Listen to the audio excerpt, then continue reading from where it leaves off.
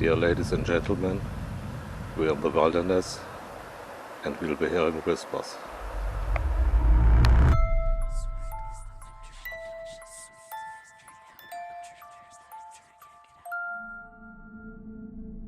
Camping Like a Bjorn is a channel from Belgium where the creator shares videos of himself camping all around the country, mostly in different forests. His specialty? Stealth camping. If you're not familiar, stealth camping means spending the night somewhere that's not officially designated for camping, usually to avoid fees or just keep a low profile. Honestly, I think most of us have tried something like that at least once, but sometimes you get caught, and that's definitely not the best scenario. This time, he's stealth camping in a tourist spot. Let's see how that goes. Hi guys, welcome to another adventure of Boon Like a Camp. Camp Like a Boon. I'm here to do the February challenge, the water challenge set by Basic Stealth Camping and Adventures. Watch his channel. So it's a water challenge, and I picked this spot, a touristic place where people can walk and bike through the water. There are plenty of people walking now, and I have my huge backpack. I fit everything inside it, so no extra bag this time. But I cannot sneak in the place where I want to camp. So I will try the next best thing, and that's to do it more obvious, a bit too obvious. That's also a way of stealth camp. So I will use this stick. If stealthy doesn't work, just go all out. If you look too obvious, they don't expect you to camp. He started making his way through the area, carefully searching for a good hidden spot to set up camp. I'm waiting for the people there to leave. Because hey, that's a nice bird. What I was saying,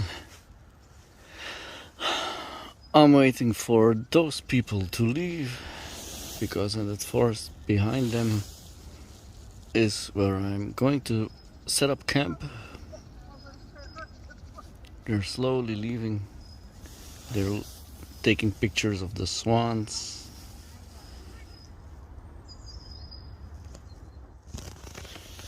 Oh, guys, there is my spot. Eventually, he found a hidden spot tucked away in the bushes. Nothing fancy, but just secluded enough that it wouldn't be easily noticed once the sun went down. I'm out of breath, but let me take this off first. I can show you why I picked this spot.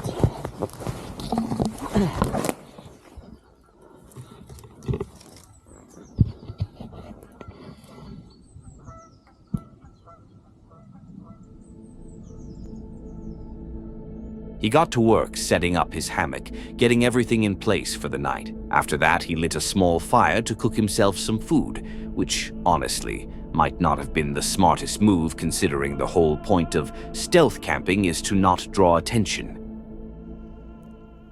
It's now, I think, about 9 o'clock p.m. It's dark for some time. I don't expect many people around here anymore today, because it's Sunday night, Sunday evening, and everybody has to go to work tomorrow. Almost everybody, except me. I have an extra day off, especially for the February challenge. Special shout out to the Stealth Camping Alliance. Cheers, everybody. After a bit of time had passed, just when everything seemed to settle in, some lights appeared in the distance, and they didn't look like flashlights. As they got closer, it became clear. It was a car slowly moving through the area, like it was searching for something or someone. And then this happened.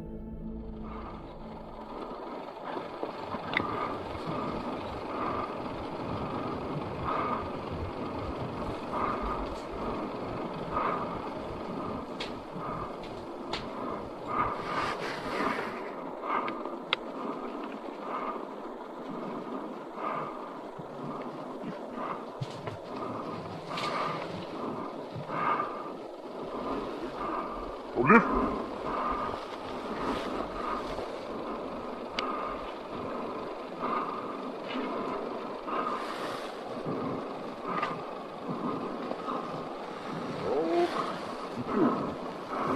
Wat? Ja. Kom eens uit. Jongens, kom maar. Heel goed. We kunnen beginnen met een heel bal slijf van verboden kamperen.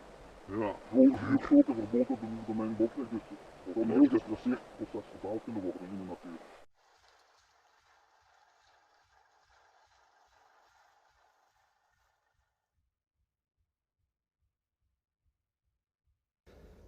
So guys, I got busted. I'm packing up my gear. I'm out of here. I have to go to the office. These foresters, they have an own office here at the domain. And they took my passport, they took 2 cameras. And we will see if what will be the verdict, I don't know. But I don't have much time. I have to pack and I have to walk all the way to my car that I parked further away, and I have to drive to their office and all this stuff. So guys, I'm packing in the dark. What a boon adventure this is. Completely boring. Leave no trace except big tickets. We will see what the future will bring. He got caught. The car was looking for someone, and that someone was him. Turns out, stealth camping in a tourist spot didn't go unnoticed after all. He was taken to the police station, and this is what they told him. Keep in mind, the voices have been modified in the video because filming inside wasn't allowed, but here's what went down.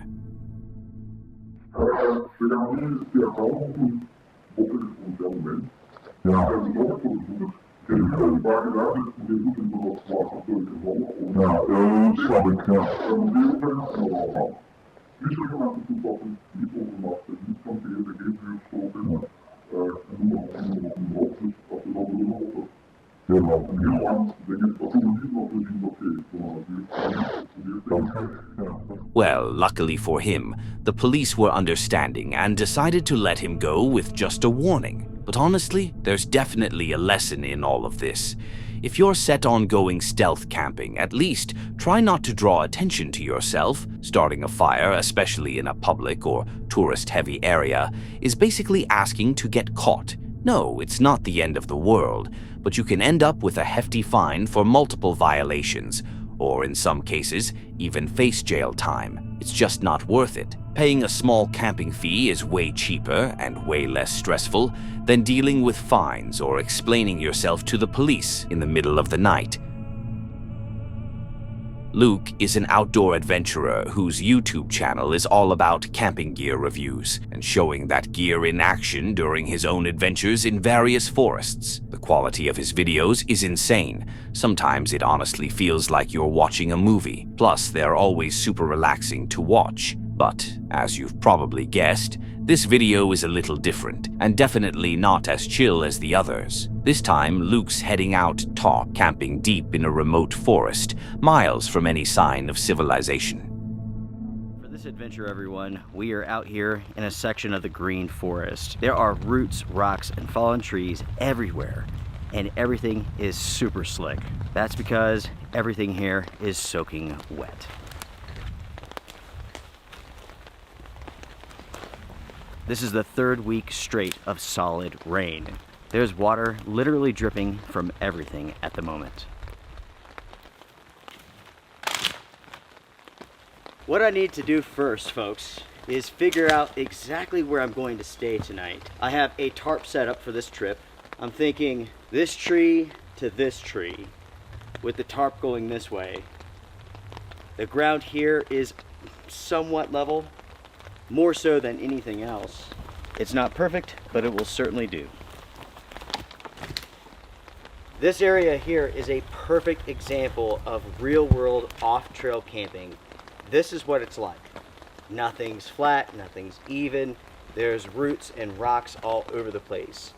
This is what you will have to contend with if you want to do what I do. off trail, out in the middle of nowhere, far away from other people. What you need to get accustomed to is being satisfied with imperfect conditions. You may not have the best campsite out there, but take a look around. While certain areas suffer, other areas shine. And that is certainly true with this area here. He set up his shelter for the night and cooked himself something to eat. Now, with the sun already gone down, his shelter was the only light for miles around, a tiny beacon in the vast darkness of the forest.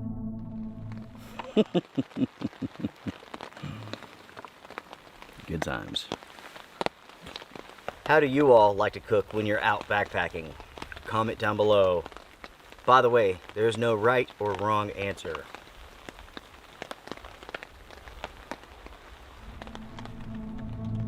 After finishing his meal, he decided to start a small fire, but that's when things started to get a little unsettling.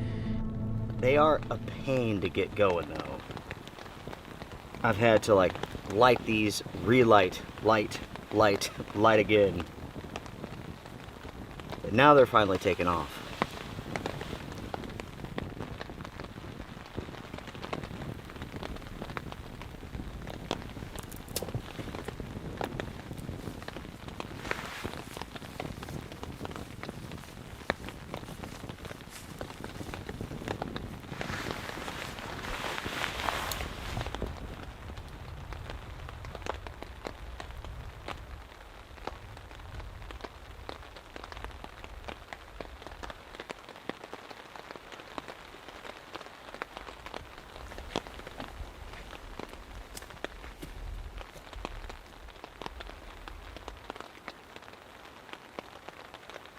I could have swore I heard something walking through the woods. Something big enough to break branches and whatnot. There are black bear up here, but that would be highly irregular for them to come this close to camp.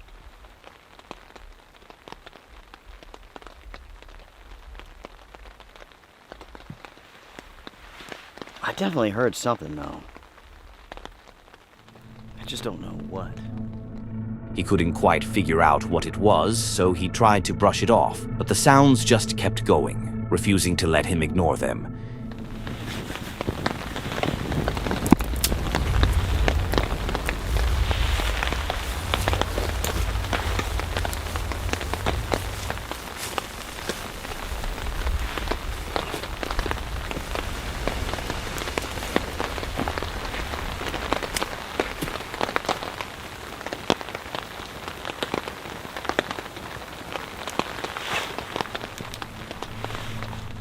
He went to sleep and the night passed without anything happening, but he stayed on high alert the whole time, expecting something to come up. When morning came, he packed up, but there was still one big question. What was really out there?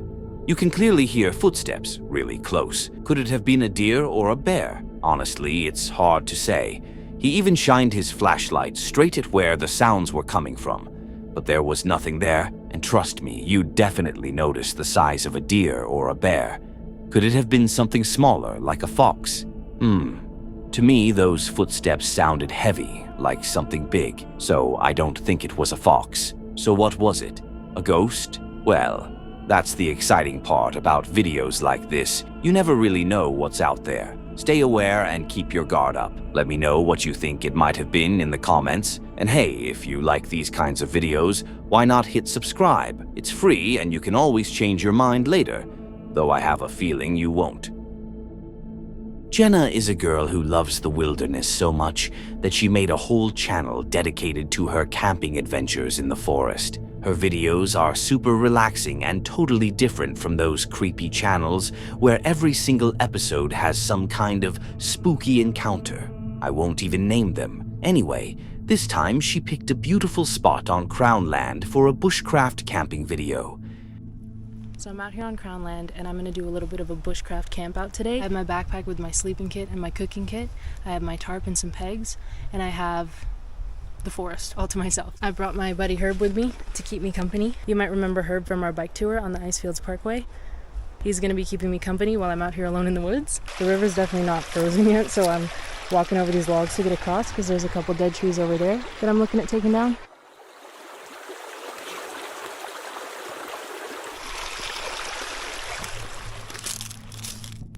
She started by working on her shelter, cutting down some trees, hauling logs across the river, and finally finishing the build.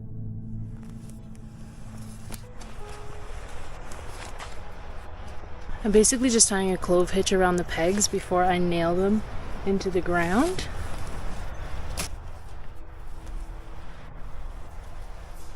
And then popping some rocks on top of the peg just to seal it in. Cute. So this is it from the back. The weather's supposed to be beautiful tonight. We don't have any wind or rain or anything on the forecast, so this should work just fine. This is it from the inside.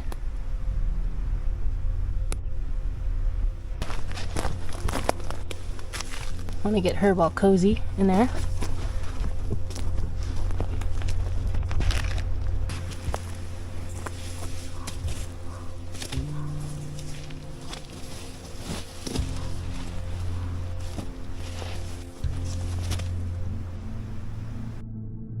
Well, that's when things took a turn. Although she didn't film this part while she was scouting for a campsite, a lone man in an SUV pulled up right beside her and stared. Nothing super creepy.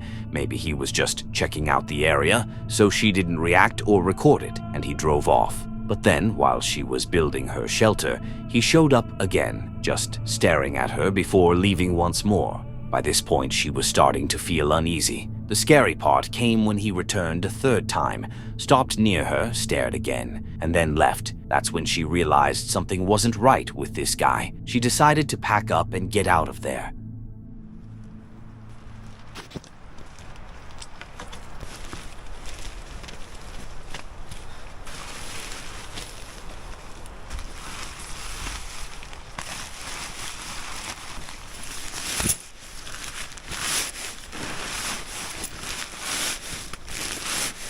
I'm not even taking the time to pack up nicely because I just want to get out of here.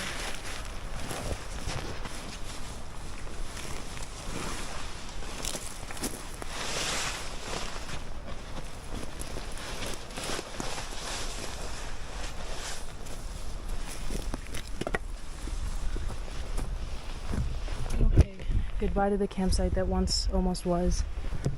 I don't think I left anything.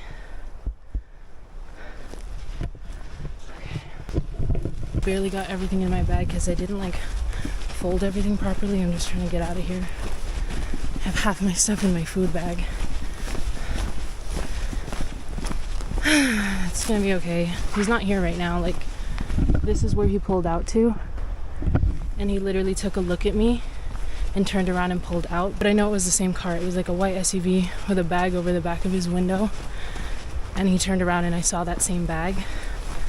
So yeah, I'm fucking out of here. Even if that guy didn't mean any harm and he was just trying to camp here, I don't like when somebody knows where I'm camping when I'm by myself. I want to be hidden and unseen, and I don't want some man to know that I'm alone in the woods.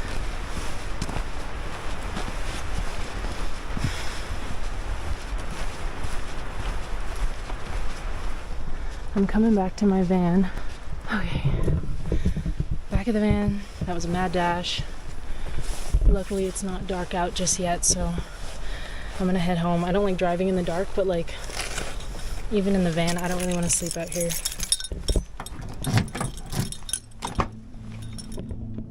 Honestly, she did exactly the right thing. She trusted her gut, and her gut was screaming that something was off with that guy, so she packed up and left. Never ever let someone know your exact camping spot when you're out in the middle of nowhere, especially if it's someone acting weird and circling around for hours. Sure, maybe that man wasn't evil or planning anything bad. Maybe he was just checking out the area, but she didn't know that, and neither do we. The safest move is to get out of there. Think about it. A woman alone in the woods, defenseless, with no phone service, an easy target. What if he came back later, in the middle of the night? The possibilities are scary. So yeah, always trust your instincts. Even if someone seems cool, it's better to be safe than sorry. Nathan is a guy who's all about biking, especially flying through forest trails at high speed. He actually started building his own trail recently, and everything was going great. And no idea who was doing it or why, until one day he finally caught the ones responsible. Here's how it all went down. Absolutely, yeah. Nathan has the responsibility to ride safely and watch out for people who might be on the trail. That's just basic sense. But the real danger here wasn't Nathan. It was the women who were deliberately sabotaging the trail.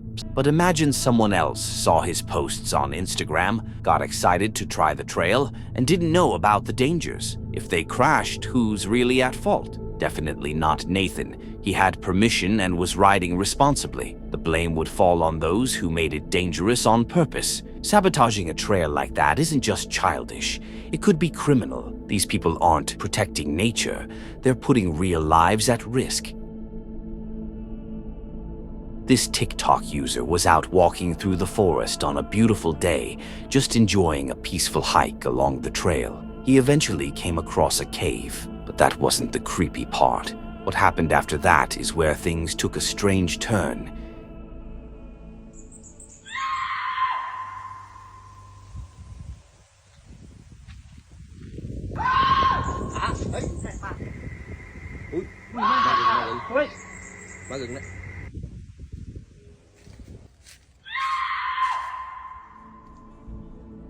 He ran without saying a word, trying to make it seem like the sounds were coming from a ghost. But what's truly disturbing is the possibility that it wasn't anything paranormal at all. Maybe it was a person who had fallen into the ravine, screaming out in pain or just desperate for someone to hear and help. He got scared and ran. But what if that was the reality? On the other hand, it could have just been an animal making strange noises. Who knows? Either way, it's definitely one of those creepy, unsettling moments to stumble upon deep in the forest. Rob and Sam run a small YouTube channel, and in this video they decided to explore the infamous Bloody Bride Bridge in Wisconsin, just for fun and a bit of thrill. The story behind this bridge is tragic, and rather than explain it myself, I'll let Rob take over and tell you exactly what happened. And the story behind this one is a bride and a groom were coming home on their wedding night and they crashed their car off a bridge. If you were to park on this bridge after midnight, the bride and the groom will appear in the back of your car. And the other story that I've heard from a friend is that if you come down here, you will see a car crash, but when you go past it, you will not see anything. No, I'm just setting them back there for her when she comes. Alright. Well, there's supposedly 4 bridges that intertwine with all of this, and we are parked at the Red Bridge right now, and for some reason we found the most eerie one to go to. They drove out to the bridge and, upon arrival, parked the car just before the entrance to the bridge.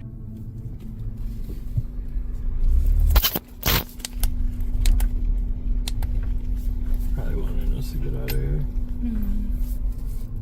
And that's when things started to get creepy. I'm gonna go right into the water. That would be nuts.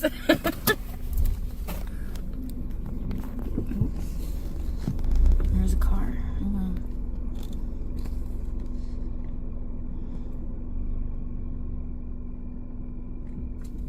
Okay, there was definitely headlights.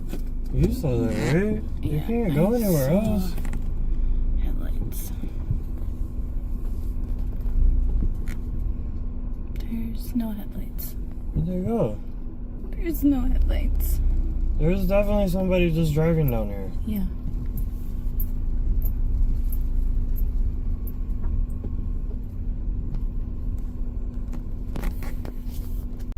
That headlight thing is kind of freaking me out a little bit. I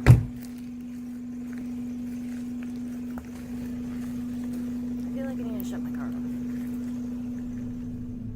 There was no sign of a car, even though you can clearly see headlights coming toward them on the bridge. Plus, after those headlights appear, you'd expect to see dust kicked up on the dirt road. But there was none. So, where was the car? Could it be the ghost car from the legend that crashed there? It's definitely creepy. According to stories, some people claim to see the bride sitting in the car, while others witnessed the car crashing on the bridge again and again. Maybe this was one of those moments. What do you think really happened here? Was it a ghost car or just a regular vehicle that took a different turn nearby? Let me know your thoughts in the comments. That's it for today. If you enjoy these kinds of videos, don't forget to subscribe and hit the bell icon to be notified when we post. Also, leave a comment below sharing your favorite encounter. And if you have a story of your own that you'd like to have shared, send it to the email in the description. Don't forget to click on one of the videos on the screen to see more.